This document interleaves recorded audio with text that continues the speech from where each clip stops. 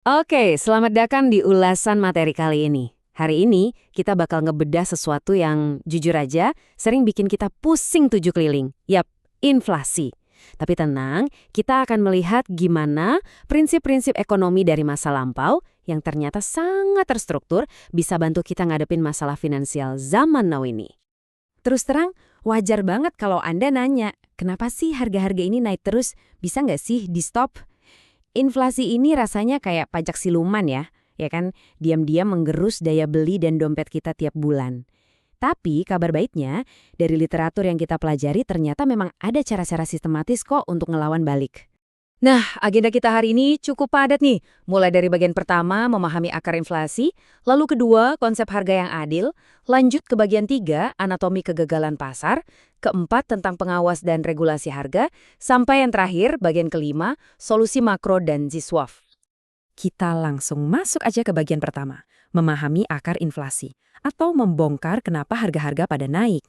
Coba kita lihat gimana sistem ekonomi modern ngelacak ini semua. Mereka pakai yang namanya Indeks Harga Konsumen atau IHK. Singkatnya, rumus ini tuh ngukur persentase lonjakan harga barang dan jasa yang rutin kita beli tiap hari, dari bulan ke bulan, tahun ke tahun. Nah, yang bikin penasaran, ada beda sudut pandang yang lumayan drastis di sini. Sistem konvensional bilang, inflasi itu terjadi kalau uang fiat atau uang kertas yang dicetak bertambah jauh lebih cepat daripada barang yang tersedia. Tapi, kalau kita tarik mundur ke sejarah ekonomi Islam zaman dulu, mereka itu jarang banget kena inflasi loh. Kenapa?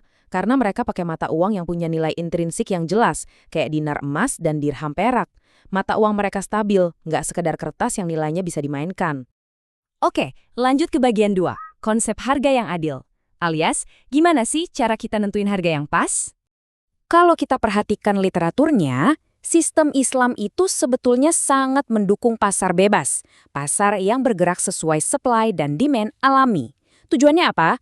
Untuk mencapai apa yang disebut thaman al-mithal. Mudahnya, ini tuh harga wajar yang terbentuk murni tanpa paksaan. Jadi si penjual untung, tapi si pembeli juga nggak merasa dicekik. Adil buat semuanya. Bahkan, ada satu cerita menarik dari Madinah zaman dulu yang jadi fondasi kuat konsep ini. Waktu itu, harga-harga sempat melonjak drastis karena barang lagi langka. Tapi tahu nggak, Nabi Muhammad menolak keras untuk matuk harga secara paksa. Beliau benar-benar menghormati pergerakan pasar alami dan ngingetin kalau pada akhirnya Allah lah yang menahan dan meluaskan rezeki.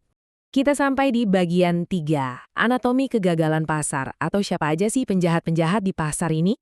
Masalahnya muncul ketika keserakahan mulai ikut campur. Penjahat pasar yang pertama adalah ihtikor, alias tukang timbun.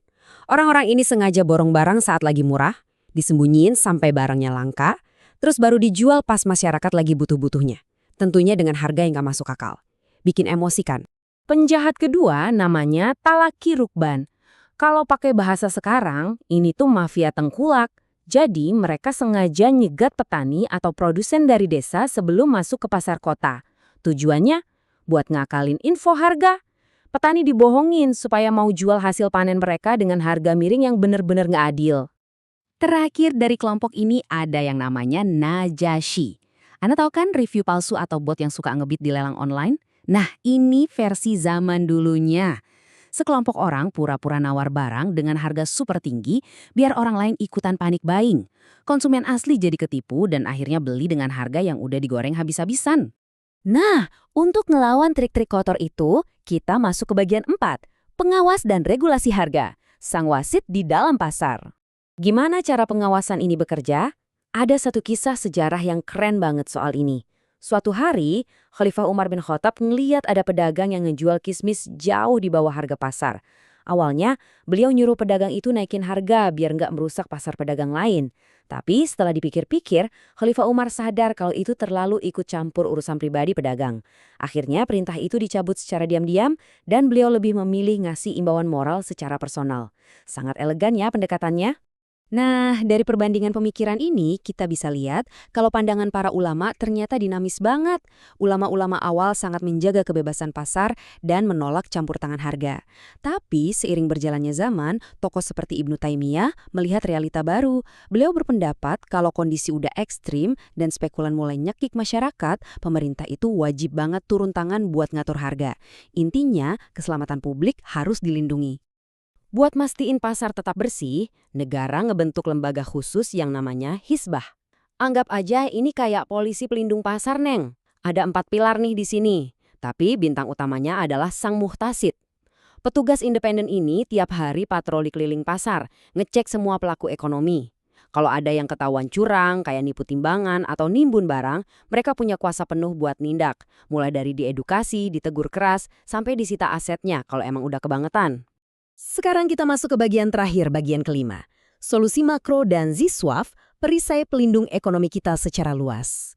Kalau dari tadi kita ngomongin pasar secara mikro, sekarang kita mundur dikit buat lihat gambaran besarnya. Ada konsep krusial di sini, penentuan harga berbasis nilai. Maksudnya gini, untuk barang-barang penting kayak fasilitas publik atau makanan pokok, harganya itu nggak boleh dipatok sekedar buat cari untung segede-gedenya. Harus dinilai dari manfaat sosialnya. Dengan begini, masyarakat luas tetap bisa punya akses, seburuk apapun kondisi inflasi di luar sana. Tapi, gimana nasib mereka yang tetap tergilas inflasi? Disinilah jaring pengamanan sosial bernama ZSWAF masuk, yaitu zakat, infak, sedekah, dan wakaf. Dan yang bikin model pentahelix ini luar biasa jenius adalah semua elemen dilibatkan.